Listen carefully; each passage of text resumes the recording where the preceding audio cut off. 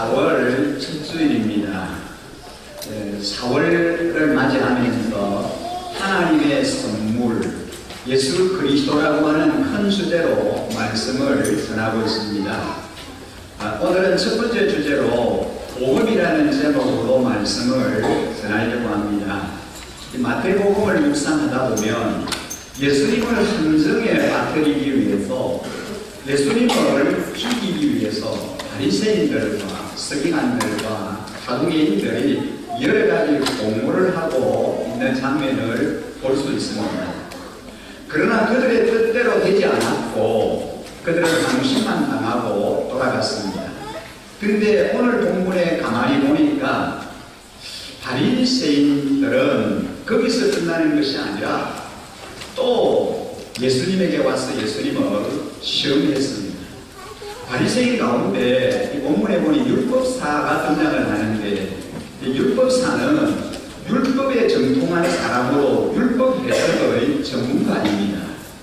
그런 율법 해석에 자신만만했기 때문에 율법 논쟁을 통해서 예수님의 거리를 깎아내릴 목적을 가지고 예수님을 찾아왔습니다. 그런 예수님에게 나아가서 겸손한 척하면서 이렇게 질문을 합니다. 선생님, 율법 중에 어느 계명이 더 큽니까? 그렇게 물었습니다. 이것은 예수님에게 답을 듣기 위해서 질문한 것이 아니라 예수님을 시험하여 트집을 잡아 공격을 하기 위해서 그렇게 물었던 겁니다. 그러나 예수님은 그들의 질문을 듣고 지체 없이 명쾌하게 구약의 율법 중에 가장 큰 계명을 선포하셨습니다. 본문 37절 38절 말씀입니다. 예수님께서 그에게 말씀하셨다. 네 마음을 다하고 네 목숨을 다하고 네 뜻을 다하여 주 너의 하나님을 사랑하여라 하였으니 이것이 가장 중요하고 어떤가는 계명이다 라고 말씀하셨습니다. 예수님은 구약 율법의 가장 핵심적인 정신, 모든 율법의 원리가 되는 계명이 마음을 다하고 목숨을 다하고 뜻을 다하여 주 너의 하나님을 사랑하는 것이다 라는 말씀을 하셨습니다. 하나님을 사랑하는데 그냥 아무렇게나 하는 것이 아니라 정말 마음을 다하여 사랑하라는 겁니다. 그 다음에 뜻을 다하라고 하는 이 말은 지식을 다해서 사랑하라는 겁니다. 그러니까 우리가 하나님을 사랑하고 공경하는 것은 우리의 의지와 생명과 지식을 다해야 한다는 말씀입니다. 그런데 마가복음 12장 30절에 보면 힘을 다하여라고 하는 한 가지가 더 나옵니다.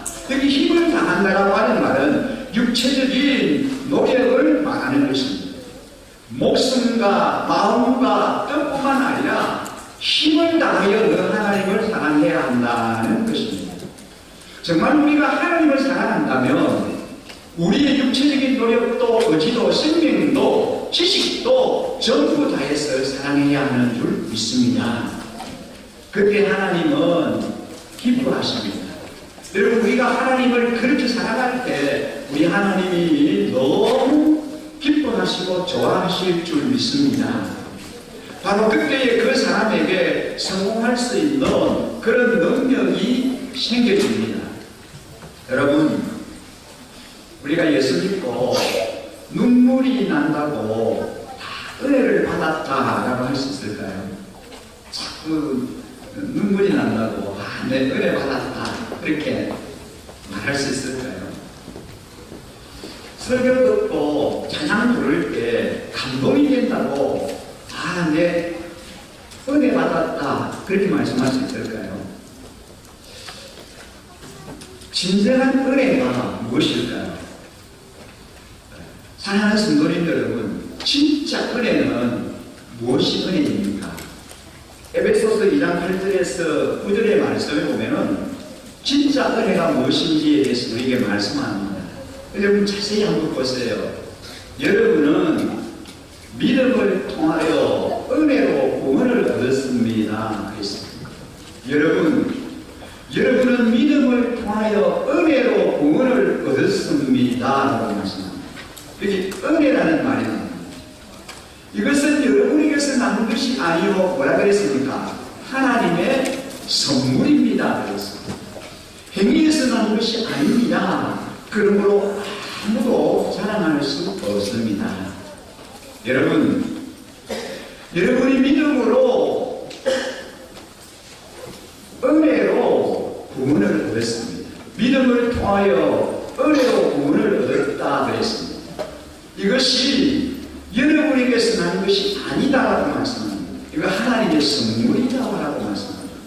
행위에서 나는 것이 아닙니다. 그러므로 여러분은 어느 누구든지 자랑할 수 없습니다. 라고 말합니다.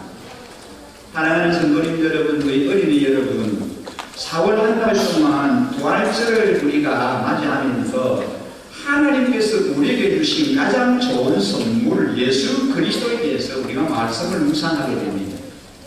하나님은 저와 여러분에게 가장 좋은 선물 예수 그리스도 그분을 통하여 복음을 우리에게 주셨습니다.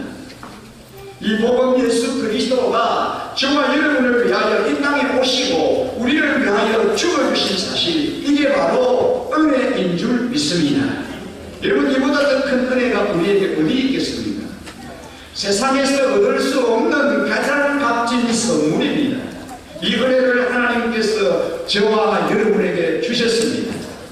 이 복음이 저와 여러분을 향한 하나님의 놀라운 사랑입니다. 여러분 믿으십니까? 그렇습니다. 이게 하나님의 너무나 놀라운 사랑이라는 것입니다. 주님께서 말씀하신 큰 계명 가운데 두 번째 계명이 무엇입니까? 바리새인들이 예수님에게 찾아와서 질문하지 않았지만 예수님은 두 번째 계명까지 말씀해 주셨습니다. 우리가 읽은 본문 39절입니다. 39절에 보시면 둘째 계명도 이것과 같은데 내 이웃을 내 몸과 같이 사랑하여라 하는 것이다 라고 말씀합니다. 근데 여러분 어떻던가요?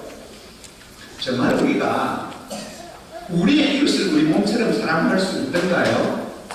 내가 내 이웃을 내 몸처럼 사랑할 수 있던가요?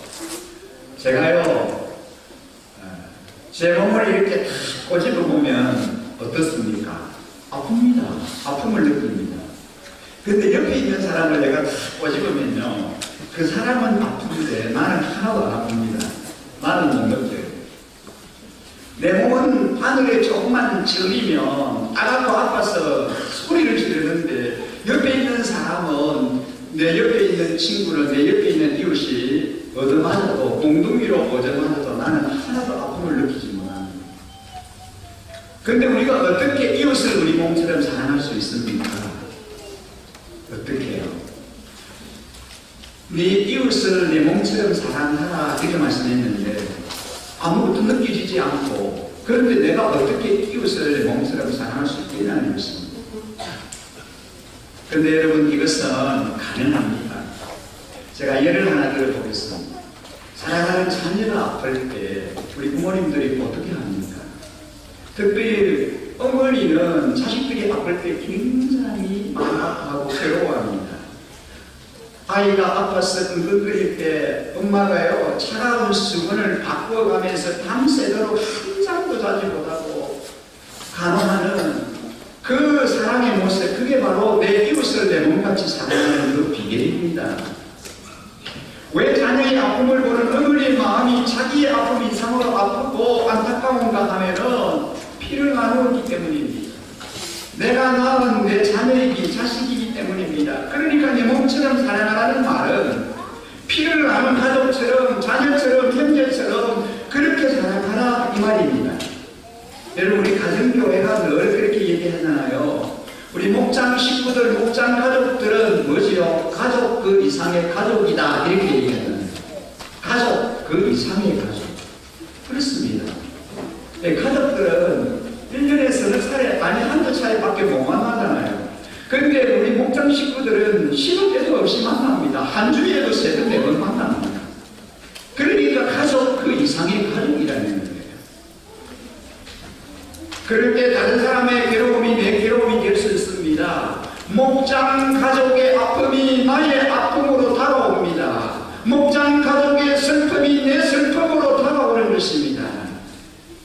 그렇지 아니하면 다른 사람의 괴로움이 내게는 아무런 아픔으로 다가오지 않습니다.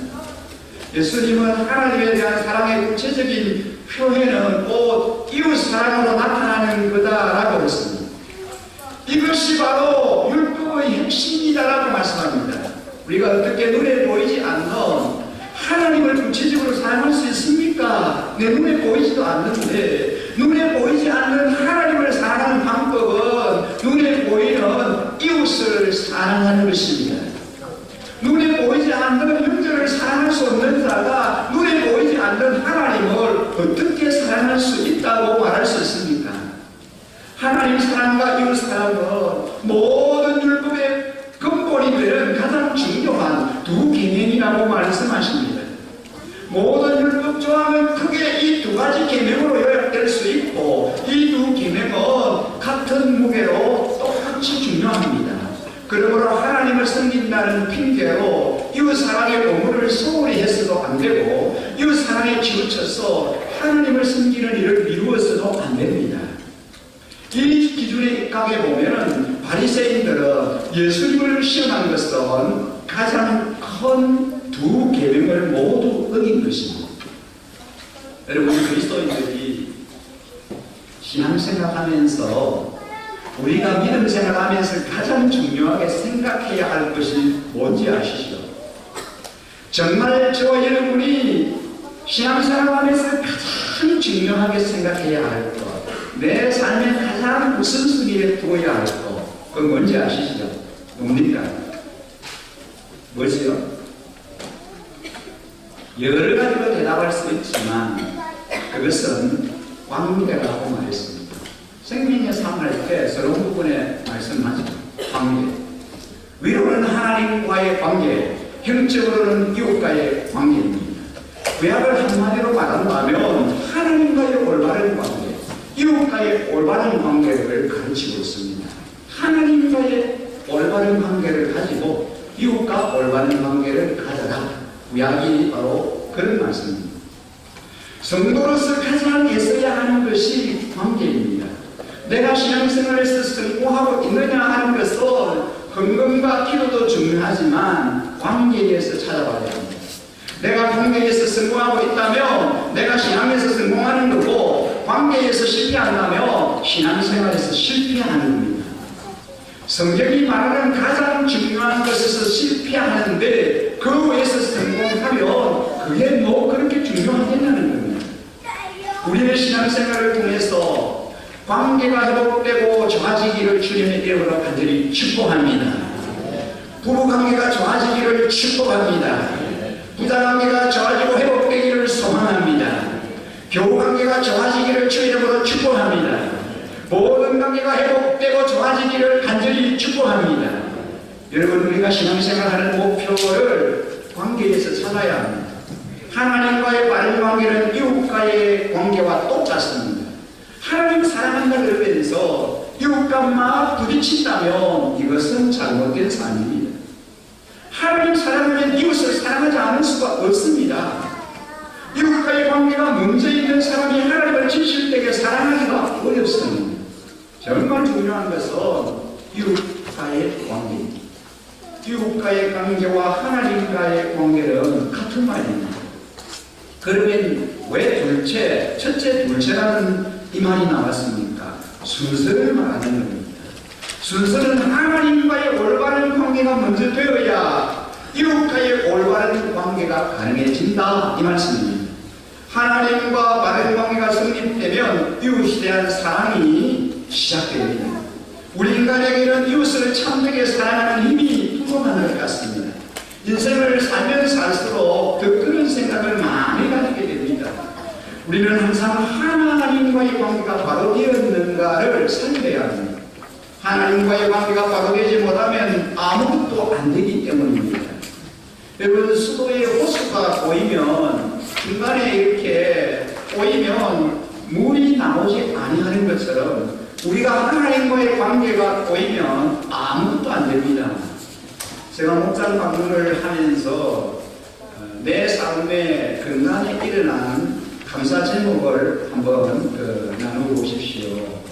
목장 안에서는 감사 제목 늘 나누지만 그러나 저는 최근에 그 감사 제목을 듣지 못했기 때문에 최근에 감사 제목을 좀 함께 나누어 주십시오라고 부탁을 합니다.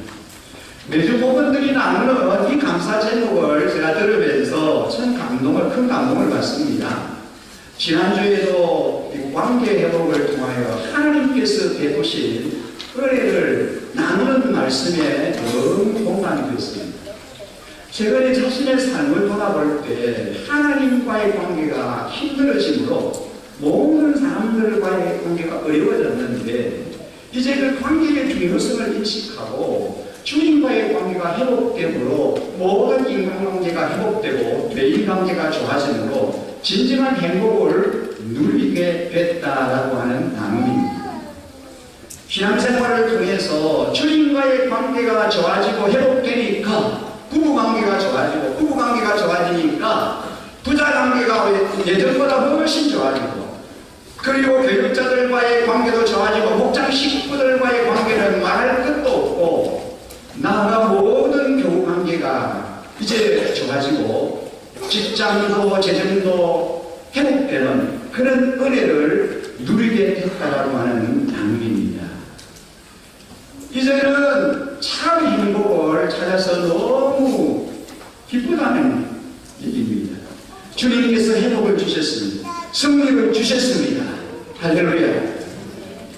우리가 신앙생활하면서 목표를 관계에서 찾아요. 하나님께서 우리에게 명령하실 때 두 가지 이유 때문에 명령하십니다. 하나님의 성품이 그러하시든지 아니면 하나님이 그렇게 하고 계시기 때문에 우리에게 그렇게 요구를 하십니다. 하나님께서 우리에게 마음과 목숨과 뜻을 다해서 사랑하라고 하시는 이유는 하나님이 나를 그렇게 사랑하시기 때문에 그렇게 요구를 하시는 겁니다. 하나님은 나를 온 우주에서 나 하나밖에 없는 존재로 사랑하십니다. 하나님은 여러분을 이 우주에 하나밖에 없는 그런 존재로 여러분을 사랑하시는 분이십니다. 그런데 우리는 이 얘기가 잘 이해가 안 됩니다. 우리는 하나님이 우리와 똑같은 분인 줄 알고 있습니다. 우리 인간의 사랑에는 한계가 있습니다. 여러분 자녀가 셋이면 아니 자녀가 다섯이면 여러분의 사랑이 똑같이 정말 똑같이 하나도 줄지 않고 그 5명에게 3명에게 똑같이 사랑을 줄 수 있습니까? 그렇게 되지 않잖아요. 각기 다 다릅니다. 하나님이 나를 사랑할 때는 온 우주에 나 하나밖에 없는 것처럼 하나님이 나를 사랑하신다는 겁니다. 여러분을 사랑하신다는 겁니다. 이런 하나님의 사랑을 표현하기 위해서 구약 성경을 기록하신 분들이 찾다가 이제 찾은 단어가 뭔지 아십니까? 뭐지요? 질투라는 거예요. 그래서 하나님을 질투하시는 하나님이라는 그런 표현을 사용합니다. 우리 인간들이 그런 표현이지요. 질투가 뭡니까? 이 세상에 그렇게 많은 사람이 있지만 내 사랑은 오직 이 사람 하나밖에 없는 것처럼 사랑하는 거, 이걸 말합니다. 우리 하나님은 하나님 외에 그 어떤 대상도 하나님보다도 더 사랑하는 것을 용납하지 않으십니다. 오직 하나님만 최고로 사랑하라고 하십니다. 하나님은 왜 우리에게 그런 사랑을 요구하십니까? 하나님께서 나를 이 세상에서 하나밖에 없는 것처럼 사랑해 주신 분이기 때문입니다. 저와 여러분은 하나님께서 그렇게 사랑해 주시기 때문에 하나님이 우리에게 너도 나를 그렇게 사랑하라고 요구하십니다. 오늘 이 본문의 말씀을 우리가 생각하면서 이 말씀이 오늘을 사는 우리에게 주시는 영원한 진리, 영적 교훈이 있다면 그것이 무엇일까요? 하나님을 사랑한다고 하면서 이웃을 사랑하지 아니하면 그것은 거짓말쟁이다라는 것입니다. 하나님 사랑한다 하면서 이웃을 사랑하지 않는 것은 이것은 있을 수 없다는 얘기입니다. 왜냐하면 눈에 보이는 형제를 사랑하지 아니하면 눈에 보이지 않는 하나님을 사랑할 수 없기 때문입니다. 우리는 이웃에 대한 사랑을 반드시 실천해야 합니다. 어떤 분들은 하나님께 대한 종적인 관계를 잘하는데 형적인 관계, 이웃에 관한 관계가 잘못됐다고 얘기하는 그런 얘기를 듣습니다. 그러나 여러분 이것은 잘못된 얘기입니다. 옳은 얘기가 아닙니다. 왜냐하면 정적인 관계와 행적인 개념은 연결되는 것이기 때문입니다. 본문에 예수님께서 두 가지 계명이라고 말씀하셨습니다만, 그러나 사실 따지고 보면 계명은 하나입니다. 하나님 사랑과 이웃 사랑은 별개의 것이 아닙니다. 이것은 서로 연결되어 있습니다. 그러면 여러분, 우리의 이웃이 누구입니까? 여러분의 이웃이 누구입니까? 그들은 부유한 환경에 사는 사람일 수도 있고요, 우리의 도움을 필요로 하는 사람들일 수도 있습니다. 어떤 때는 우리의 원수가 우리의 이웃이 될 수도 있습니다. 사랑하는 성도님 여러분, 우리가 서로 사랑한다면 우리가 예수님의 제자인 것을 안다고 말씀하십니다. 자녀는 부모를 닮습니다. 사랑이신 하나님의 자녀인 우리들도 사랑이어야 하는 것은 당연합니다. 그가 우리를 위하여 목숨을 버리셨으니 우리가 이로써 사랑을 알고 우리도 형제를 위하여 목숨을 버리는 것이 마땅하리라고 했습니다. 우리가 아직 죄인 되었을 때에 예수님을 이 땅에 보내심으로 우리를 향하신 하나님의 사랑을 확증하신 그 사랑에 조금이라도 보답하여 위로는 하나님 사랑하고 내 이웃을 내 몸같이 사랑하는 가장 큰 계명을 몸소 실천하는 삶을 살아야 할 줄 믿습니다. 우리 하나님 아버지께서 오늘 우리에게 내 마음을 다하고 목숨을 다하고 뜻을 다하여 주 너의 하나님을 사랑하라고 했습니다. 그리고 내 이웃을 내 자신같이 사랑하라고 했습니다. 우리는 하나님을 뜨겁게 사랑해야 합니다. 그리고 우리 이웃 사랑을 실천해야 합니다. 우리가 무엇으로 주님께서 명령하신 이웃 사랑을 구체적으로 실천할 수 있을까요? 지난 주간에 저희 목사님 네 가정이 여수 애양문을 방문을 했습니다. 그것은 손하는 목사님이 평소에 목회를 하셨던 그 애양문, 이제 소록도 애양문 교회가 있는 그곳입니다. 평소에 한번 꼭 가보고 싶었는데 가보지를 못해서 모처럼 시간을 내어 방문을 했습니다. 가보니까 애양문 그 안에 기념관이 있었고요, 모든 기념탑이 있고, 손양원 목사님과 사모님이 함께 그 합장으로 묻혀있는 묘소가 있고, 두 아들 동식이 동인이가 또 매장된 그 묘가 세상이 있었습니다. 양지 바른 곳에 묻혀 있었습니다. 그 기념관에 가니까 셋째 아들 손양원 목사님의 두 명은 이제 순교를 했고, 셋째 아들이 있는데 그 셋째 아들이, 세 번째 아들이 모든 걸 이렇게 설명을 해주더라고요. 그러면서 저희들이 그 묘소를 이렇게 거닐면서 손양원 목사님의 사랑을 묵상하는 그런 시간을 가졌습니다.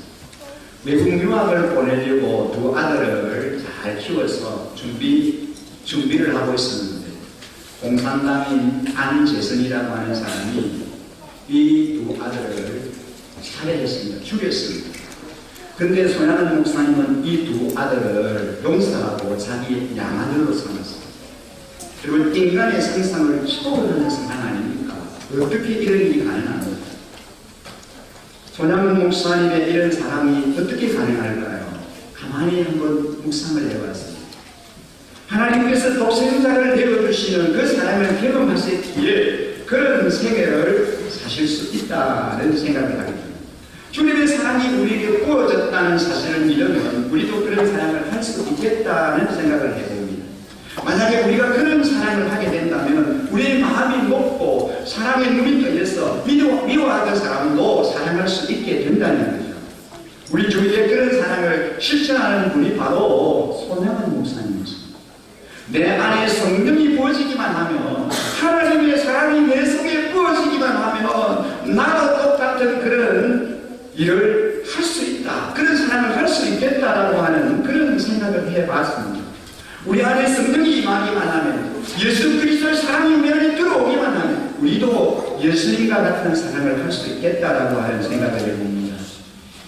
하나님의 종으로 구별하여 하나님 앞에 바치기 위해서 그렇게 유학까지 보내려고 했던 두 아들을 죽인 그 원수를 용서할 뿐만 아니라 그를 구원시키기 위해서 자신의 양자로 삼았던 그 손양원 목사님 본받을 수 있었으면 좋겠습니다.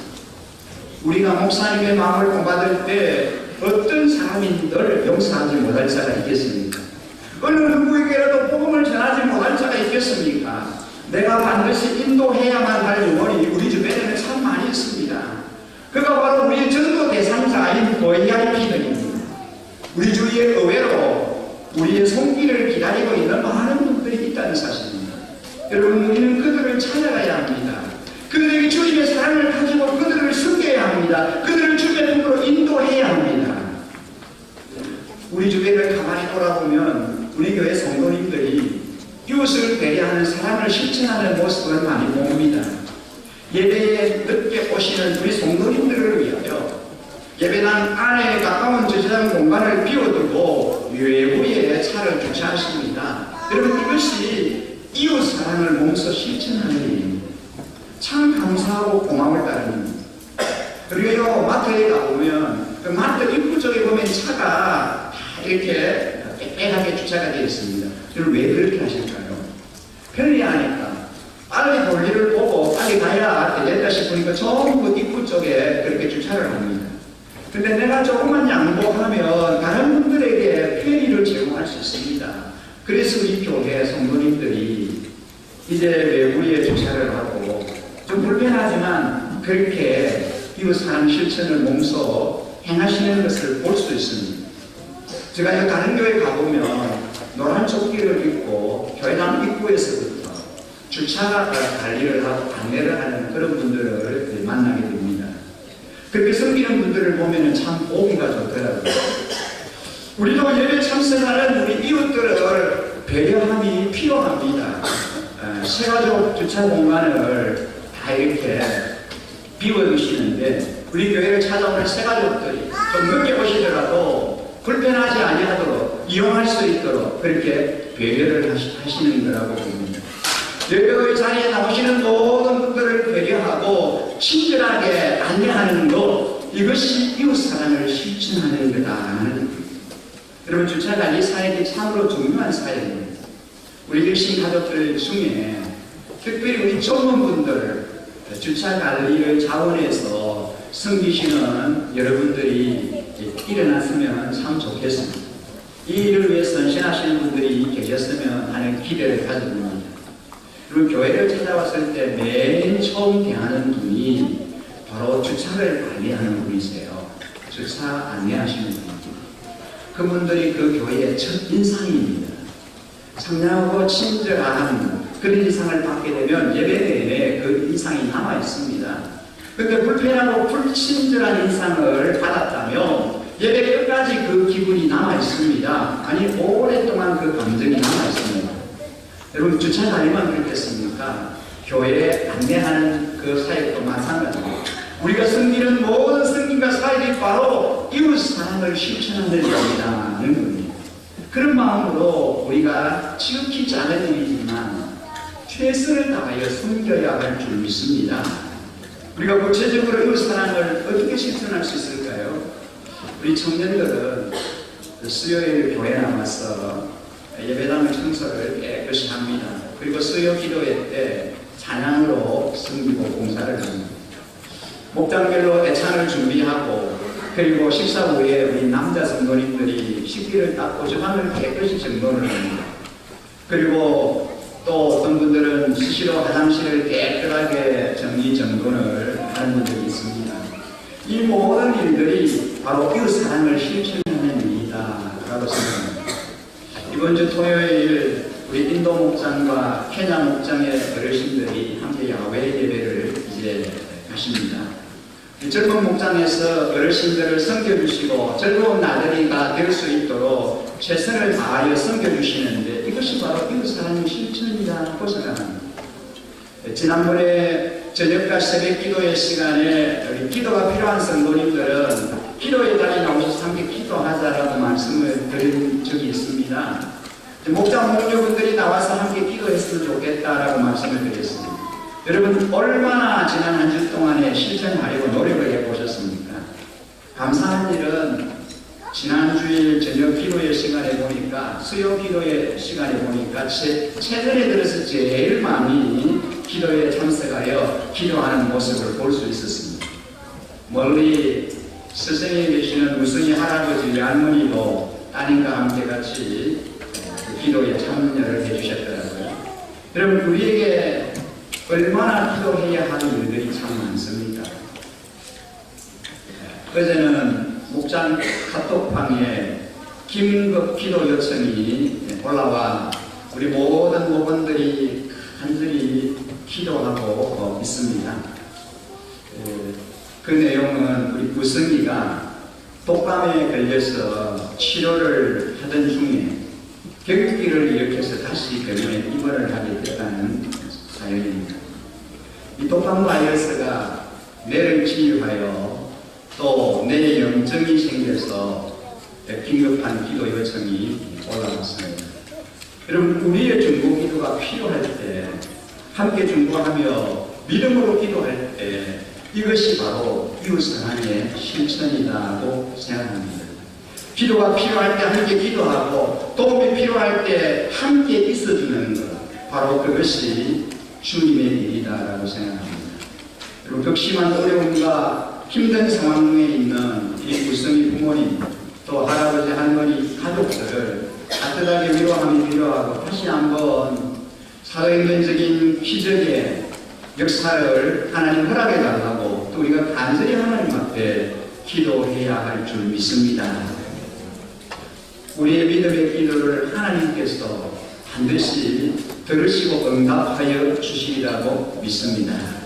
하나님 앞에 헌신을 결단하고 축복 기도 받기 원하는 분들은 헌신대 앞으로 나오셔서 기도 받으시라고 요청을 했는데 많은 성도님들이 기도의 자리, 헌신의 자리에 동참하고 있습니다. 어제는 우리 교회 역사의 길이 남을 그런 의미 있는 시간을 가졌습니다. 우리 교회에 이제 공식적으로 예수전쟁 모임을 처음으로 시작을 했습니다. 많은 분들이 참석하지는 않았지만 꼭 필요한 분들이 함께 자리에서 도움을 듣고 예수 그리스도를 인격적으로 영접하는 그런 참 귀한 시간이었습니다. 우리가 예수님을 마음에 모시고 살지만 분명한 구원의 확신을 가지지 못한 채 신앙생활을 하는 분들이 의외로 많다는 겁니다. 구원의 확신을 가진 자와 그렇지 못한 자의 삶은 확연히 다릅니다. 구원의 확신을 가진 자는 복음으로 살아내는 능력 있는 삶을 살게 됩니다. 그래서 예수영접 모임을 통해서 구원의 확신을 확인하고 체크하는 아주 소중한 시간을 우리가 가지는 것입니다.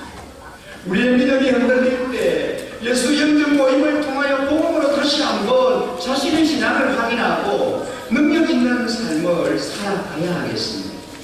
우리 안에 복음의 능력이 나타나고 구원의 역사가 일어날 때 동시에 사단의 시험과 해방이 강하게 일어난다는 것을 우리가 잘 압니다.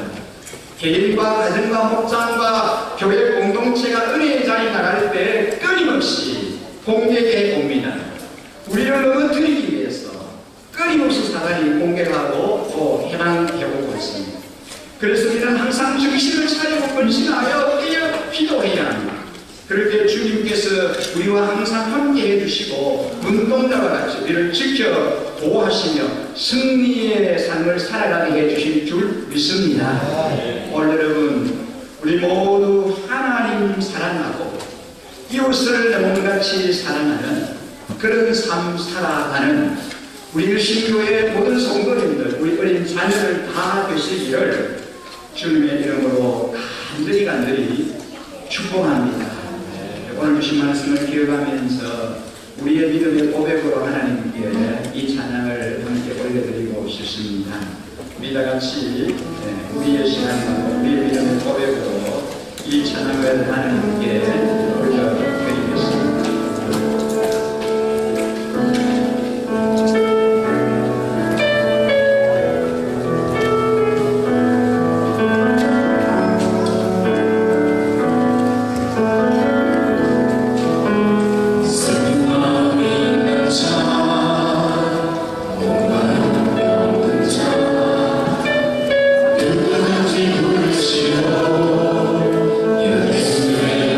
예수의